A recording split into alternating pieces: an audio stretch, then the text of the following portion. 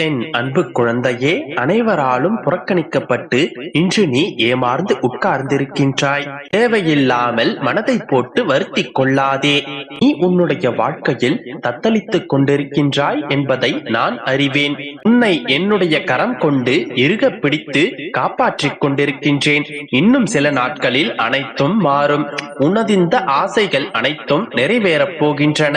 எல்லாம் தவறாக நடக்கின்றதே, என்ன செய்வதென்று தெரியாமல் புலம்பாதே. எந்த சூழ்நிலையிலும் நிதானமாக யோசித்து செயல்படு. அவசரப்படாமல் பொறுமையாக இரு. உன்னை விட்டு யார் விலகினாலும் அதையே நினைத்து கவலைப்பட்டு கொண்டு இருக்காதே. எல்லாம் நன்மைக்கே என்று நினைத்துக்கொள். யார் உன்னை வெறுத்தார்களோ, யார் உன்னை உதாசீனப்படுத்தினார்களோ, யார் உன்னுடைய நம்பிக்கையை கெடுத்தார்களோ அவர்களின் முன் நீ வெற்றி பெற்று வாழ்வில் வளர்ச்சி அடைய போகின்றாய். கவலைப்படாமல் இரு. நான் இருக்கின்றேன். எதற்காகவும் கவலை வேண்டாம் கண்மணி. உனக்கு வரும் அனைத்தையும் நான் ஏற்பேன். என்னுடைய அனுமதி இல்லாமல் எதுவும் நடக்காது. அதனால் நீ கலக்கம் அடையாதே. அனைத்தும் சுக்கு நூறாக உடையப் போகின்றது. உன்னுடைய மனம் தெளிவாகும்.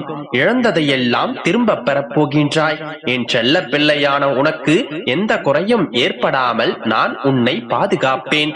உனது வாழ்க்கை வண்ணமயமாக பூக்கப் போகின்றது. உன்னை நான் ஒவ்வொரு நிமிடமும் கவனித்துக் கொண்டுதான் இருக்கின்றேன். எதற்கும் பயப்படாதே. என்று நீ என்னை தஞ்சமடைந்தாயோ அன்று முதல் இன்று வரை உன்னை நான் பாதுகாத்துக் கொண்டுதான் வருகின்றேன். ஒரு சிலர் உன்னுடைய பின்னால் உன்னை கேலி செய்து பேசுவதை நினைத்து வருத்தப்பட்டுக் கொண்டிருக்கின்றாய். ஒன்றை மட்டும் நன்றாக புரிந்து கொள். அவர்கள் விமர்சனம் செய்யும் காரணம் தெரியுமா? உன்னுடைய தரத்திற்கு அவர்கள் வர முடியாத போது, உன்னிடத்தில் இருப்பது அவர்களிடத்தில் இல்லாமல் இருக்கும் போது உன்னை துன்புறுத்தி அது முடியாத போதுதான் அவர்கள் இப்படி செய்கிறார்கள். யாரை நினைத்தும் கவலை கொள்ளாதே. இன்னும் அவர்களை எதிர்பாராத அற்புதங்கள் உன்னுடைய வாழ்க்கையில் நிகழத்தான் போகின்றது. என் வார்த்தைகள் மீது நம்பிக்கை வை. நீ என்னுடைய உயிரான குழந்தை. நீதான் என்னுடைய உலகம். உன்னை முதுகில் குத்துபவர்களை கண்டு வேதனை கொள்ளாதே. போர்க்களத்தில் புறமுதுகை காட்டுபவர்கள் வீரர்கள் அல்ல. அவர்களின் கோழைத்தனமே அவர்களை நிச்சயமாக வீழ்த்தும். யாராக இருந்தாலும் அரண் என்பது ஒன்றுதான். உனது நேர்மை உன்னை வழி நடத்தி செல்லும். உனக்கானது நிச்சயமாக உன்னை தேடி வந்து சேரும். யார் உன்னை கைவிட்டாலும் நான் உன்னை கைவிட மாட்டேன். நீ கவலைப்படாமல் இரு. உனக்காக நான் இருக்கின்றேன். பயப்படாதே குழந்தையே. இந்த கடினமான சோதனை காலத்தில் நீ சற்று சோர்ந்து போய்தான் இருக்கின்றாய். என் குழந்தையே, உன்னுடைய முகம் களையிழந்து இருப்பதை என்னால் பார்க்க முடியவில்லை குழந்தையே. ஏன் எனக்கு மட்டும் இத்தனை கவலைகள், துன்பங்கள், சோதனைகள் என்பதுதானே உன்னுடைய மனக்கவலை? உன்னை நான் நன்றாக அறிவேன். நீ எதற்கும் பயப்பட தேவையில்லை. இப்பொழுது நீ இருக்கும் நிலையை கண்டு சற்று நீ சகித்து வாழ்ந்து கொள். பிறகு உனக்கு என்ன தேவை என்பதை நான் பார்த்துக் கொள்கிறேன். முதலில் நிகழும் சூழல்களை புரிந்து கொள். அதற்கு ஏற்றவாறு நடந்து கொள். இப்படியே தான் கூறுகிறீர்கள் அப்பா. நானும் இன்னும் எத்தனை காலத்திற்குத்தான் பொறுமையாக காத்துக்கொண்டே இருப்பது என்று தானே கேட்கின்றாய்? என் மகளே, உனக்கான நல்ல நேரம் வந்து விட்டது. அதனால் தான் நல்ல வார்த்தைகளை நீ கேட்டுக் கொண்டிருக்கின்றாய். முன்பு நீ இருந்த மனநிலைக்கும் தற்போது நீ இருக்கும் இந்த மனநிலைக்கும் நிச்சயம் பல வித்தியாசங்கள் இருக்கத்தானே செய்கின்றது. நம் வாழ்க்கையிலும் நல்லது நடக்கும் என்கின்ற எண்ணம் உதித்து விட்டதல்லவா? இதுதான் நல்ல நேரத்திற்கான அறிகுறி. நல்ல நேரங்கள் வரும் பொழுது நல்ல எண்ணங்கள் தோன்றும், தன்னம்பிக்கை தோன்றும், நல்ல வார்த்தைகள் உன்னுடைய செவிகளை வந்து சேரும். உனக்காக ஆறுதல் சொல்வதற்கும் அறிவுரை கூறுவதற்கும் அவ்வப்போது நானே உனக்காக ஆட்களை அனுப்பி வைப்பேன். உனக்கான நல்ல வார்த்தைகளை யாரேனும் சொல்ல கேட்டால் உன்னுடைய செவிகளில் நல்ல வார்த்தைகள் சேர்ந்தாலே உனக்கு நல்ல நேரம் வந்துவிட்டது என்றுதானே அர்த்தம்.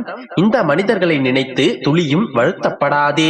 யார் உன்னை என்ன வசைபாடினாலும் அது உன்னை தீண்டாது.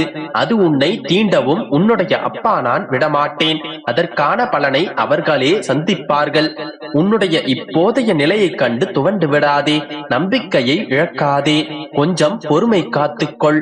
எப்பொழுதும் உன்னுடன் நான் இருக்கின்றேன். நீ என்னிடத்தில் கேட்டதை நான் செய்யாமல் போய்விடுவேனா? குறித்து வைத்துக்கொள் மகளே. இன்று உன்னுடைய முகத்தில் இருக்கும் வாட்டம் இனிமேல் இருக்காது. அடுத்த முறை நான் உன்னை பார்க்கும் போது உன்னுடைய முகம் நிச்சயமாக மலர்ந்திருக்கும். என் அன்பு குழந்தையே, நீ பாக்கியசாலி. இந்த அற்புதமான நன்னாளில் நீ வேண்டியது உனக்காக வந்துள்ளது. விரைந்து வந்து நிறைவாக பெற்றுக்கொள். இன்று முதலே நிறைவான வாழ்வை நித்தியமாக நீ வாழப் போகின்றாய். இப்போது இந்த நொடி துயரத்தை தருவது எப்போதும் உன்னுடைய நிலை அல்ல. உனது தன்னம்பிக்கை குறைந்த தன்மை, அதாவது அவநம்பிக்கை என்று தெரிந்து கொள். உன்னால் இங்கு அனைத்தும் முடியும். உன்னால் முடியாதது என்று எதுவும் இல்லை. சோதனைகளை தரும் இறைவன் கூட அதை உன்னால் தாங்க முடியுமா? உன்னால் எதிர்கொள்ள முடியுமா? வென்று விடுவாயா என்று பார்த்துத்தான் தருகின்றான். உன்னால் முடியாத விஷயங்களை, உன்னால் தாங்கிக் கொள்ள முடியாத வேதனைகளை இறைவன் ஒரு நாளும் உனக்கு தருவதில்லை. நீதான் உன்னால் முடியாது என்று சோர்ந்து போய் உட்கார்ந்திருக்கின்றாய். உயிர் போனாலும் தானாக போகட்டும். இருக்கும் வரை தொடர்ந்து போராடு. தோற்றுக்கொண்டு தொய்ந்து விடாதே. கோழையாக அழுது புலம்பாதே. நான் எப்பொழுதும் கூறுவது போன்று நீ இப்பொழுது இருக்கும் நிலை நிரந்தரமல்ல. இந்த மனித வாழ்வில் சுவாரஸ்யமான ஒரு விஷயம் நடக்கும். ஒரு நாள் நடந்த நிகழ்வு மற்றொரு முறை நடக்காது. நடந்து போனது கடந்து போனவை தான். அப்படித்தான் நீ சந்திக்கும் இந்த துக்கமும் துயரமும். ஒருமுறை இதை நீ கடந்து போய்விட்டால் மறுமுறை இதை நீ சந்திக்க மாட்டாய். உன் வாழ்க்கையில் இந்த ஒரு முறை மட்டுமே இப்படியான கடினமான பாதையை நீ கடந்து செல்ல வேண்டும். அதிலும் நடுப்பாதை வரை நீ தாண்டிவிட்டாய் என் கண்மணியே. இன்னும் கொஞ்ச நேரம், கொஞ்ச தூரம் மட்டும்தான். உன் சுமைகளை இறக்கி வைக்க இன்னும் கொஞ்ச அவகாசம்தான் இருக்கின்றது. அதற்குள் அவசரப்பட்டு விட்டு கொடுத்து விடாதே.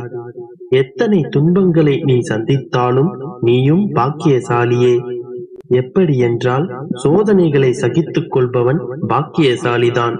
ஏனென்றால் சோதனை காலத்தில் நான் அவனோடு நிறைந்திருப்பேன். பிரச்சனைகளை எதிர்கொண்டு போராட தயாராகுபவன் பாக்கியவான். யுத்த களத்தில் அவன் சார்பாக நானே நிற்பேன். வாழ்க்கையில் இழிவுபடும் நேரத்தில் சகித்துக் கொள்ளும் தன்மையை கொண்ட நீ பாக்கியசாலிதான். இப்பொழுது புரிகின்றதா? நீ பட்ட அவமானங்களும் கஷ்டங்களும் வீண் போகவில்லை. எல்லாம் புண்ணியங்களாக உன் கணக்கில் சேர்த்து வைக்கப்படும். பொறுமையும் அமைதியும் சகிப்புத்தன்மை உள்ள அனைவரும் பாக்கியசாலிகள் தான். அவரவருக்கான பாக்கியங்களை அவரவர்கள் சேர்த்து கொண்டுதான் இருக்கின்றார்கள். இந்த வாழ்க்கை சில சமயங்களில் நீ விரும்பியதை தருவதில்லை. காரணம், நீ அதற்காக தகுதியானவன் என்பதற்கில்லை. அதைவிட சிறந்த ஒன்றிற்கு நீ தகுதியானவன் என்பதற்காகத்தான். அல்லது அதைவிட மேலானது உனக்காக காத்து கொண்டிருக்கலாம். ஒருமுறை இந்த அப்பாவிடம் நீ வந்துவிட்டால் உன்னை நான் இறுக பற்றி